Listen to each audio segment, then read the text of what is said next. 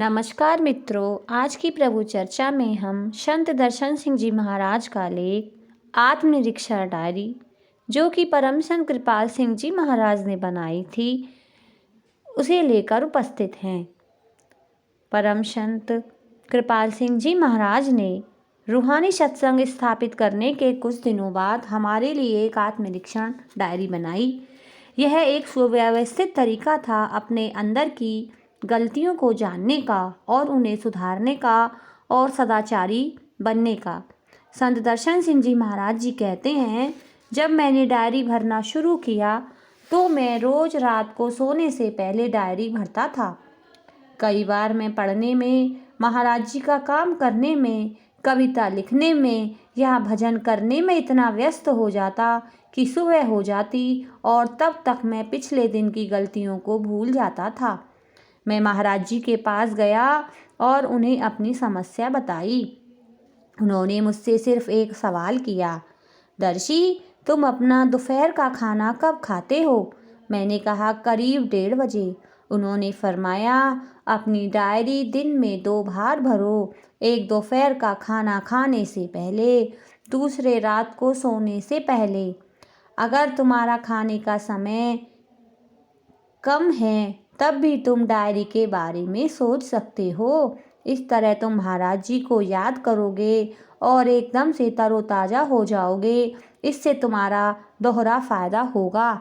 इसके बाद मैं चाहे कितना ही व्यस्त क्यों ना रहा हूँ, चाहे ऑफिस में या बाहर, मुझे हमेशा दोपहर के खाने से पहले डायरी भरने का समय मिल जाता था और वह मुझ में एक नई शक्ति, स्फूर्ति भर देता था।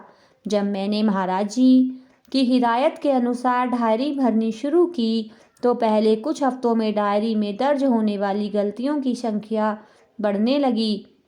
यह देखकर मैं परेशान हो गया और महाराज जी को अपनी समस्या बताई।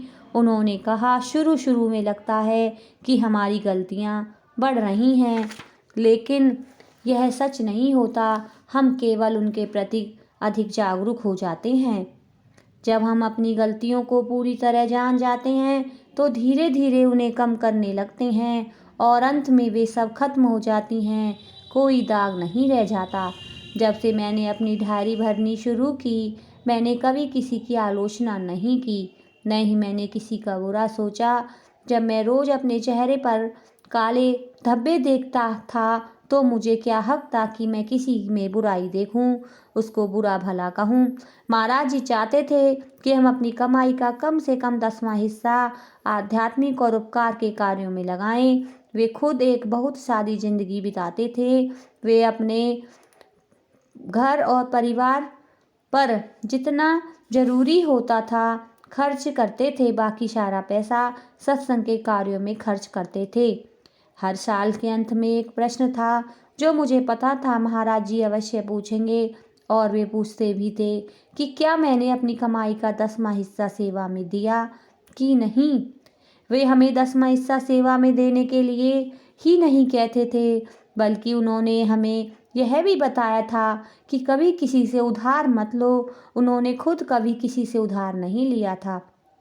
कई बार उनके रिश्तेदार उनके पास आर्थिक मदद के लिए आते थे। उस समय उनकी तनख्वाह कम थी। एक बार एक महीने अचानक उन्हें अपने एक रिश्तेदार की बीमारी पर काफ़ी खर्च करना पड़ा और महीना ख़त्म होने में काफ़ी दिन थे तथा उनके पास बहुत कम पैसे थे। वे आसानी से किसी से भी उधार ले सकते थे और कुछ दिनों में वापस भी कर सकते थे, लेकिन उन्होंने चने खरीदे और उनको खाकर पानी पीकर गुजारा किया। यही उनका खाना था। ऐसे ही पूरा महीना उन्होंने निकाल दिया।